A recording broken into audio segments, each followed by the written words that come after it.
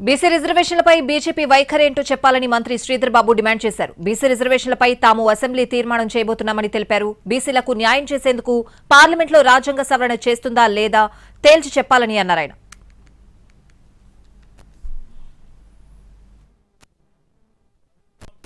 Commission ఏర్పాటు చేసుకొని కుల గణన సర్వే చేసిన తర్వాత ఆ కుల గణన ఆధారంగా మేము రిజర్వేషన్లకు సంబంధించిన ప్రక్రియను మొదలు పెడతామని ఓఎస్ఎస్ ఫర్టిలిటీలో టెస్ట్ ట్రీట్మెంట్స్ థెరపీస్ అన్ని scientifically design in the good hands of science. Mummy daddy అవ్వాలంటే ఓఎస్ఎస్ కి కాల్ చేయండి చెప్పాం.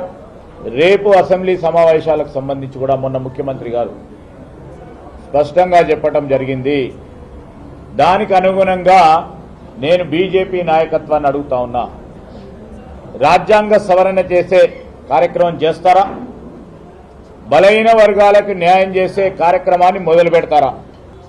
రాజ్యాంగ సవరణ చేసి మా రాష్ట్ర ప్రభుత్వం ప్రతిపాదిస్తా ఉన్న ఈ రిజర్వేషన్ ప్రక్రియ 50% మించరాదని రాజ్యాంగ